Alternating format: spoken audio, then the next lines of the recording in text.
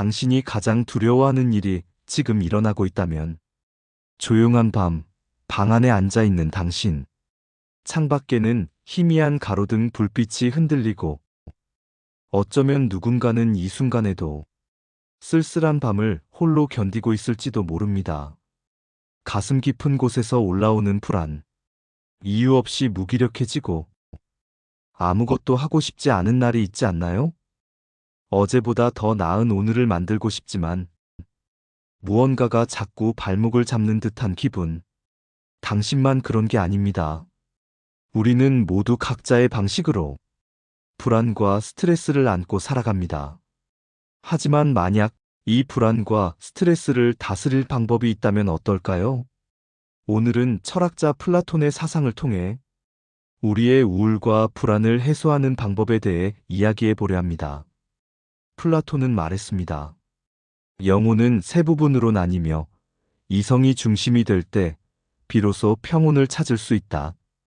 이 말이 무슨 뜻인지, 그리고 우리가 어떻게 이 가르침을 삶에 적용할 수 있는지 오늘 이야기를 통해 하나씩 풀어가 보겠습니다. 어느 날 수지는 깊은 한숨을 내쉬며 카페 창가에 앉았습니다. 테이블 위에는 식어버린 커피 한 잔. 창밖을 바라보던 그녀는 자신도 모르게 스마트폰을 꺼내 들었습니다. SNS 속 사람들은 모두 행복해 보였습니다. 누군가는 멋진 여행을 떠나고, 누군가는 새로운 사업을 시작했고, 누군가는 사랑하는 사람과 함께 웃으며 찍은 사진을 올리고 있었습니다. 왜 나만 이렇게 멈춰 있는 걸까? 그녀는 스스로에게 질문했습니다. 마음 한구석에서는 초조함이 밀려왔습니다. 비교, 불안, 무기력, 그리고 끝없는 자기 비난. 그런데 그때 우연히 지나가던 한 철학 강연 포스터가 그녀의 시선을 사로잡았습니다. 플라톤의 철학과 내면의 평화. 순간 그녀의 머릿속에 스치는 생각. 내면의 평화? 그게 정말 가능할까? 이 질문을 시작으로 수지는 플라톤의 철학을 하나씩 탐구하기 시작했습니다. 영혼은 세 부분으로 이루어져 있다. 플라톤은 인간의 영혼을 세 가지로 구분했습니다. 첫 번째 이성, 두 번째 기계, 세 번째 욕망. 이성이 우리를 이끌어야 하지만 때로는 감정이 폭발하고 욕망이 우리를 지배할 때가 있습니다. 수진이 느끼는 불안과 초조함 역시 자신 안의 욕망과 기계가 조화를 이루지 못한 결과였습니다. 진정한 행복은 영혼이 조화를 이룰 때 찾아온다. 수지는 과연 플라톤의 철학을 통해 자신의 불안을 극복할 수 있을까요? 오늘 우리는 이 질문에 대한 답을 찾아가 보려고 합니다. 여러분도 혹시 이유 없이 불안하고 스트레스를 받는 날들이 많지 않나요? 그렇다면 지금부터 함께 이야기 나눠보도록 하겠습니다. 수지는 철학 강연에서 플라톤의 가장 중요한 개념 중 하나인 이성이 중심이 되어야 한다 라는 가르침을 접하게 되었습니다. 강연자는 조용한 목소리로 말했습니다. 우리는 누구나 욕망을 가지고 있습니다. 좋은 옷을 입고 싶고, 맛있는 음식을 먹고 싶고, 사람들에게 인정받고 싶습니다. 하지만 이 욕망이 우리의 삶을 지배할 때 우리는 끝없는 불안 속에 빠지게 됩니다. 수지는 순간 깨달았습니다. 자신이 느꼈던 초조함과 불안감이 단순히 이유 없는 감정이 아니라는 것을. 그것은 자신의 욕망과 비교에서 비롯된 것이었습니다. 내가 왜 이렇게 불안한 걸까? 그녀는 다시 한번 스스로에게 질문했습니다. 그리고 곰곰이 생각해 보았습니다. 나는 친구들이 여행을 가는 모습을 보고 부러워했고, 누군가가 멋진 차를 산 것을 보고 초조했고, 다른 사람이 성공하는 모습을 보면서 나는 왜 이 정도밖에 안 될까 하고 자책했다. 나는 다른 사람과 나를 비교하면서 내 삶을 있는 그대로 받아들이지 못하고 있었어. 플라톤은 말했습니다. 욕망이 삶을 지배하면 그것은 마치 길을 잃은 배와 같다. 방향을 잡아줄 나침반 없이 그저 거친 파도에 휩쓸리며 떠다니는 것과 같다는 의미였습니다. 그렇다면 이 욕망을 다스리고 불안을 줄이려면 어떻게 해야 할까? 수지는 강연 후 한 권의 책을 집어들었습니다. 책 제목은 국가. 그 안에는 플라톤이 주장한 이성, 기계, 욕망의 조화에 대한 내용이 있었습니다. 이성이 욕망과 기계를 조율할 때 인간은 평온을 찾을 수 있다. 이 말이 단순한 철학적 개념이 아니라 현실에서도 적용될 수 있을까요? 수지는 하루 동안 자신의 감정을 관찰해 보기로 했습니다. 아침 거울을 보며 화장을 하는 순간 SNS에서 본 사람들처럼 예뻐야 해. 이 생각이 들었지만 그녀는 멈춰 섰습니다. 이것도 욕망이 나를 흔드는 건가? 점심시간, 동료가 새로 장만한 명품 가방을 보며 순간적으로 부러움을 느꼈지만 곧 마음을 가라앉혔습니다. 이성적으로 생각해보자. 나는 정말 이 가방이 필요할까? 아니면 단순한 욕망일 뿐일까? 이처럼 하루 동안 자신의 감정을 돌아보는 것만으로도 조금씩 마음이 가벼워지는 것을 느낄 수 있었습니다. 플라톤의 철학을 실천하는 첫걸음. 그것은 바로 스스로의 감정을 객관적으로 바라보는 것에서 시작되었습니다. 여러분도 혹시 하루 동안 자신의 감정을 객관적으로 바라본 적이 있나요? 만약 없다면 오늘 하루만이라도 한번 시도해 보세요. 욕망이 나를 흔들 때 이성이 그것을 다잡을 수 있도록 수지는 하루 동안 자신의 감정을 관찰하며 조금씩 깨달아가고 있었습니다. 하지만 여전히 가끔은 욕망과 불안이 그녀를 흔들어 놓았습니다. 특히 늦은 밤이 되면 그 감정은 더욱 선명하게 다가왔습니다. 조용한 방 안에서 수지는 문득 이런 생각이 들었습니다. 나는 정말 행복한 걸까? 친구들과 웃고 떠들 때도, 좋아하는 카페에서 커피를 마실 때도 항상 마음 한구석에는 채워지지 않는 무언가가 있었습니다.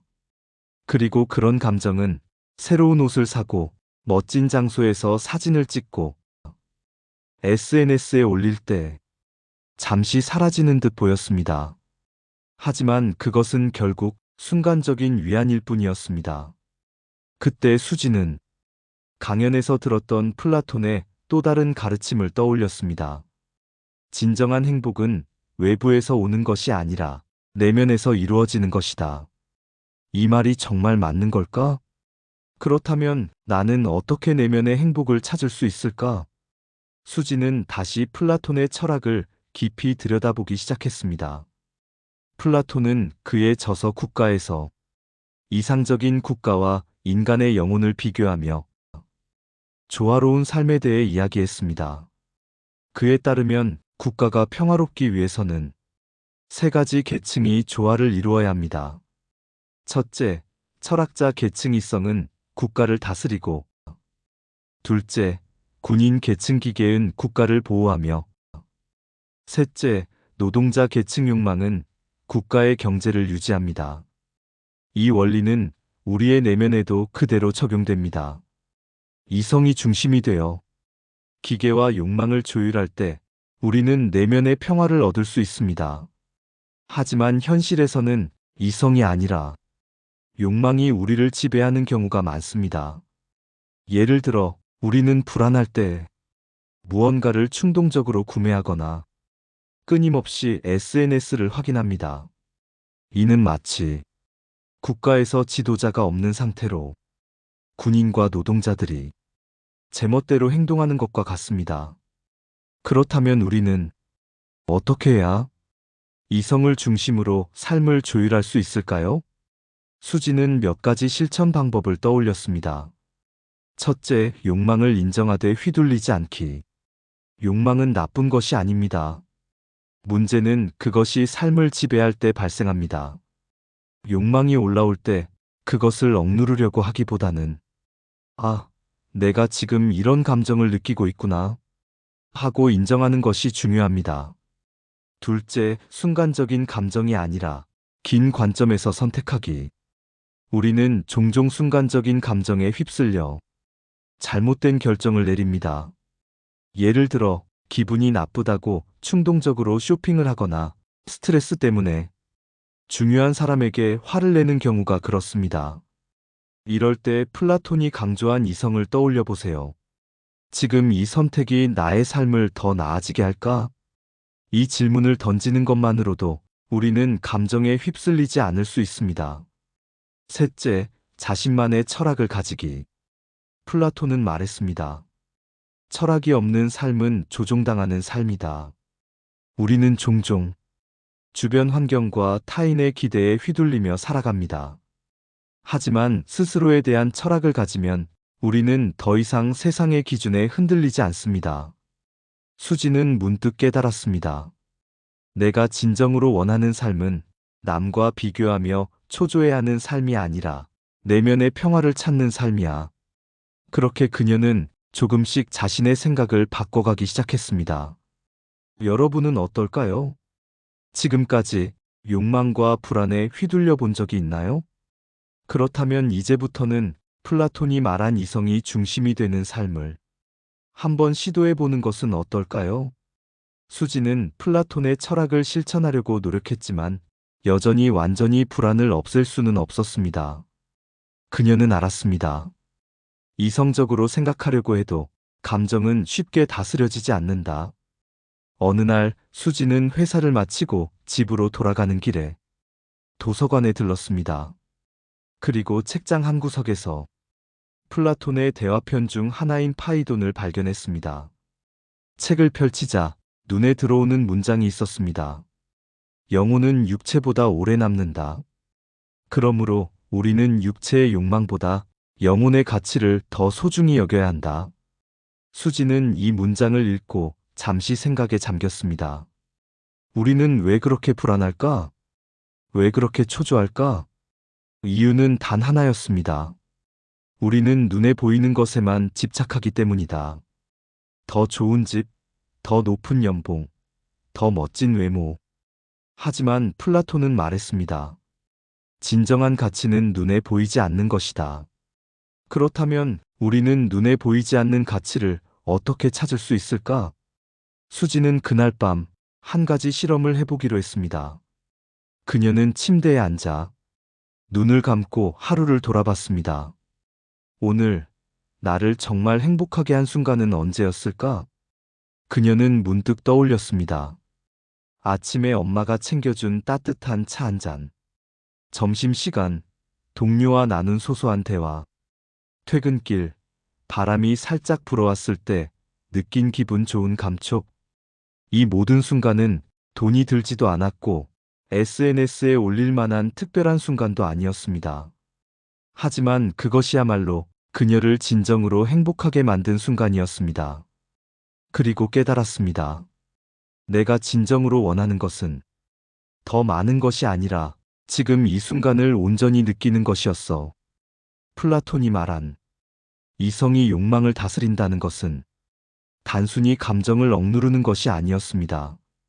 그것은 내가 정말 원하는 것이 무엇인지 깊이 들여다보는 것이었습니다. 나는 무엇을 위해 살고 있는가? 이 질문이야말로 플라톤이 우리에게 던지는 가장 중요한 질문이 아닐까요? 우리는 종종 불안을 해결하는 방법을 찾으려 합니다. 하지만 정작 중요한 것은 불안을 없애는 것이 아니라 불안을 마주하고 그것을 다스리는 것입니다. 여러분도 혹시 눈에 보이는 것에 집착하며 소중한 가치를 놓치고 있지는 않나요? 오늘 하루 여러분이 진정으로 행복했던 순간을 떠올려 보세요. 그 순간들이야말로 여러분이 찾던 내면의 평화를 이루는 길일지도 모릅니다. 수지는 하루하루 자신의 감정을 관찰하며 욕망에 휘둘리지 않고 이성적으로 삶을 바라보려 노력했습니다. 하지만 가끔은 다시 흔들리는 순간이 찾아왔습니다. 어느 날 오랜만에 친구들과 만나기로 한 날이었습니다. 모두들 화려한 옷을 입고 자신이 최근 다녀온 여행과 새로 장만한 물건들에 대해 이야기했습니다. 수지는 자연스럽게 자신의 모습을 돌아보았습니다. 그녀는 몇 년째 같은 가방을 들고 다녔고 해외여행을 다녀온 지도 꽤 오래되었습니다. 그 순간 마음 한구석에서 익숙한 감정이 올라왔습니다. 나도 뭔가 더 가져야 하는 게 아닐까? 나는 너무 뒤처지고 있는 걸까? 플라톤의 철학을 공부하고 이성적으로 생각하려고 했지만 이런 감정은 쉽게 사라지지 않았습니다. 그때 그녀는 플라톤이 동굴에 비유해서 말한 내용을 떠올렸습니다. 우리는 모두 동굴 안에서 살아가고 있다. 플라톤은 이렇게 설명했습니다. 어두운 동굴 안에 갇힌 사람들이 있습니다. 그들은 벽에 비친 그림자를 보고 그것이 세상의 전부라고 믿습니다. 하지만 한 사람이 동굴 밖으로 나가 태양을 보게 된다면 그제야 비로소 자신이 보고 있던 그림자가 진짜가 아니었음을 깨닫게 됩니다. 나는 지금 그림자를 쫓고 있는 걸까? 수지는 문득 그런 생각이 들었습니다. 내가 지금 불안한 이유는 진짜 가치를 쫓고 있는 것이 아니라 사회가 만들어 놓은 그림자를 쫓고 있기 때문은 아닐까? 더 좋은 직장, 더 비싼 옷, 더 화려한 삶? 우리는 그것이 행복을 가져다 준다고 믿습니다. 하지만 정작 그 모든 것을 가진 사람들이 항상 행복한 것은 아닙니다. 왜일까요? 플라톤은 말했습니다. 진정한 행복은 눈에 보이는 것에 있지 않고 깨달음을 얻는 데 있다. 수지는 다시 한번 생각해 보았습니다. 나는 정말 원하는 것이 무엇일까? 그녀는 친구들이 부럽기도 했지만 사실 지금 자신의 삶도 충분히 만족스러웠습니다.